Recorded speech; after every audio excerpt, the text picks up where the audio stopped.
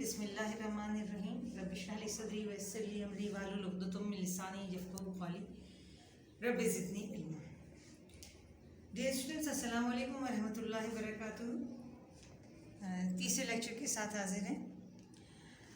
हम अपनी गुज़िश्ता क्लासेस का अगर थोड़ा सा हम जायज़ा लें तो हमने उसमें बहुत अहम चीज़ सीखी थी पहली, और वो थी सेट्स। सेट के हवाले से फिर वही बात।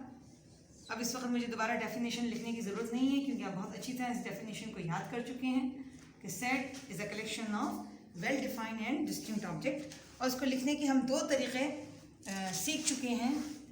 एक तरीक़ा था टेब्यूलर फॉर्म का,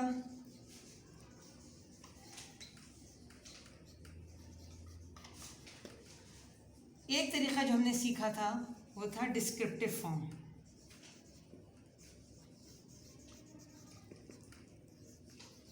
टेबुलर फॉर्म में आप ब्रेसेस के अंदर ऑब्जेक्ट्स लिखते थे कॉमा के साथ। डिस्क्रिप्टिव फॉर्म में आप लैंग्वेज यूज़ करते थे। एक होती है मैथमेटिकल लैंग्वेज, तो उस ज़बान में उस अंदाज में लिखने के तरीक़ेकार को कहते हैं। एक और तरीक़ेकार भी है जिसके ज़रिए हम सेट को एक्सप्रेस कर सकते हैं और वो कहलाता है सेट बिल्डर फॉर्म।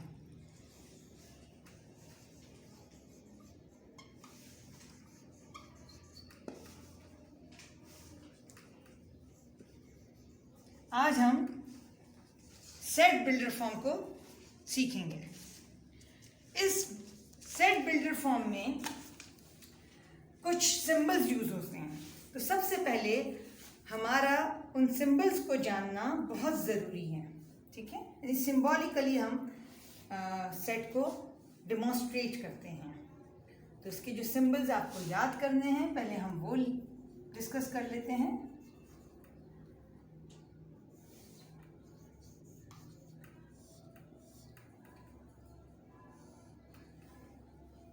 ये जो हम लाइन ड्रॉ कर रहे हैं ये स्टैंड करेगी सच दैट।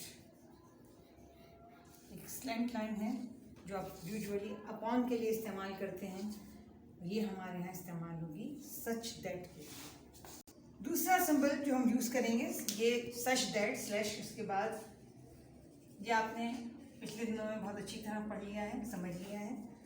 ये ई बना हुआ है और ये इस्तेमाल होता है बिलोंग्स टू।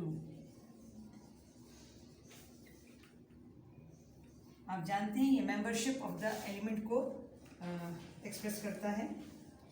उसके बाद जो अगला निशान है, छोटी क्लासेस में आपने ये निशान पढ़ा है, set number is greater than. आपने ग्रेटर देन के लिए निशान इस्तेमाल करते थे आप।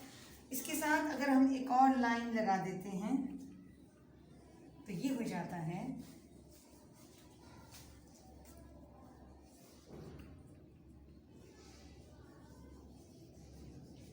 ग्रेटर देन और इक्वल टू।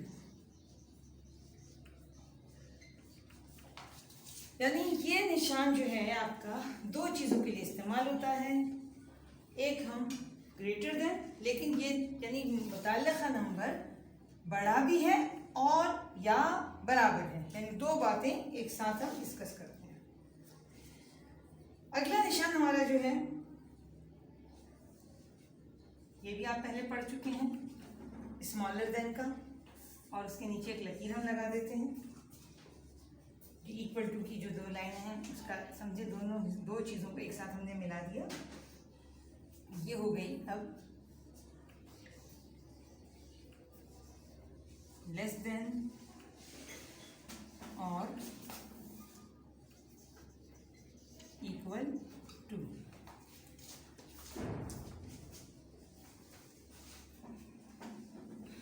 एक ऊपर की तरफ उठा हुआ निशान, एरो जो ऊपर की तरफ जा रहा है, यानी क्लोजिंग पॉइंट उसका जो है, ज्वाइनिंग पॉइंट ऊपर की तरफ है, ये छोटा सा निशान है, ये कहलाता है, ये इस्तेमाल होता है मैथ्स में एंड के लिए। एंड के लिए जबकि अगर इसी निशान को मैं उल्टा लिख दूं तो ये इस्तेमाल हो जाएगा और के लिए।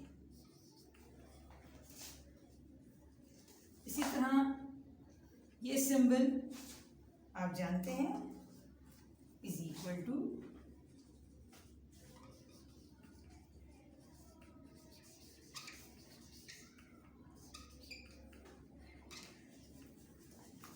जब क्या करें इसको मैं कैंसिल आउट कर दूं,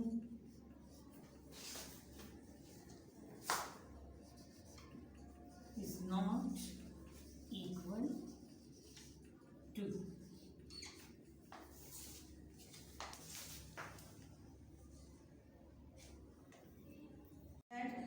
E stand for belongs to, this symbol is used for greater than and equal to, less than and equal to, and or equal to only or is not equal to.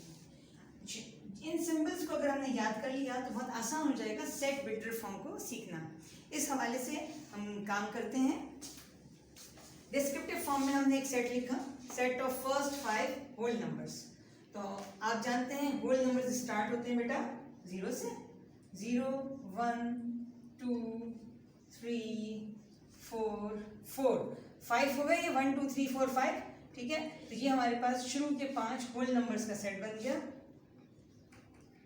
हम इसको close कर लेंगे। इसी set को जब हम set building form में लिखेंगे तो डिनोट तो हम ए से करेंगे, ठीक है, इज इक्वल टू भी लगाएंगे, काम होगा ब्रेसेस के अंदर, लेकिन तरीकाकार समझ लीजिए। हम यहाँ नंबर्स की बात करते हैं तो उस नंबर्स के लिए हम ले लेते हैं x, क्योंकि ये x एक वेरिएबल है। आप जानते हैं x की जगह हम कोई भी नंबर इस्तेमाल कर लेते हैं। तो ये x हमने इसलिए लिया कि हम कहना चाहते हैं कि ये एक नंबर है, अननोन नंबर है, और फिर हम लगाएंगे स्लैश, यानी ऐसा नंबर सच दैट, ऐसा नंबर, कैसा नंबर, जो के मेंबर है किसका, W का, set W stand for whole number. जुमला मुकम्मल हुआ, x such that a number which is a member of set of whole number. And आप समझ रहे हैं ये सिंबल, हमने ये सिंबल सीखा है एंड के लिए। एंड एक तो उसमें ये खुसूसियत है कि वो होल नंबर के सेट का मेंबर है, और दूसरी उसमें क्या खुसूसियत है कि ये जो है वो छोटा है, ये नंबर छोटा है या बराबर है किसके,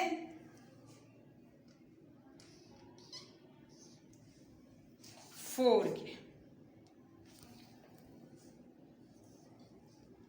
यानी ऐसा होल नंबर के वो मेंबर जो छोटे हैं या बराबर हैं 4 के।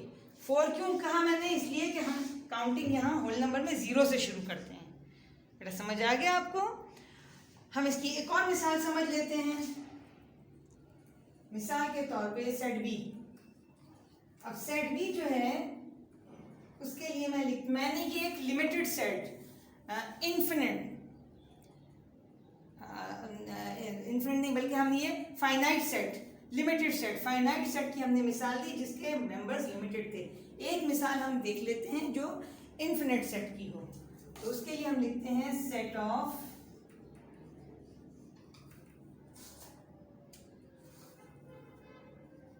ऑल पॉजिटिव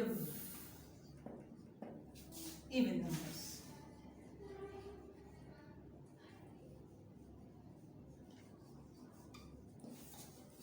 पहले हम इसको कन्वर्ट करना टेबुलर फॉर्म में सीखते हैं, बल्कि सीखे हुए ही हैं हम, यानी ब्रेसेस में positive numbers, even positive number की बात हम जब करते हैं तो हम इसको शुरू करेंगे 2 से, 2 4 6 8 एंड सो ऑन, चलता चला जाएगा, ठीक है। ये इन्फिनिट सेट है, अनलिमिटेड सेट है, अनकाउंटेबल मेंबर्स हैं इसके, नंबर ऑफ एलिमेंट्स अनकाउंटेबल हैं इसमें। इसको जब किस तरह अब हम सेट बिल्डर फॉर्म में लिखेंगे, तरीक़ाकार वही होगा। बी लिखेंगे आप, आप ब्रेसेस बनाएंगे और इब्तिदा हम एक्स यानी मेंबर्स की हम बात कर रहे हैं, वो मेंबर्स जो कि क्या है बेटा, एलिमेंट्स हैं सेट ई के। आपने सीखा था ना, E stand for set of even numbers. बहुत आसान सी बात है। ऊपर वाले में क्वेश्चन में लिमिटेड नंबर ऑफ एलिमेंट की बात हुई थी, लिहाजा हमें आगे बात को बढ़ाना पड़ा। सेट ऑफ होल नंबर अगर होता, अनलिमिटेड होता, हम डब्ल्यू तक लिख के काम छोड़ देते हैं। लेकिन हमें एक और बात करनी थी कि वो होल नंबर के सेट का मेंबर भी है, लेकिन वो क्या है, वो 4 के बराबर है से छोटे हैं या बराबर हैं। लेकिन यहाँ हमारे पास क्या मौजूद है, ये अनलिमिटेड सेट है, तो हमें कुछ मजीद जुमले को बढ़ाने की ज़रूरत नहीं है। It's all about the 3 forms of demonstrating set: descriptive form, tabular form and set builder.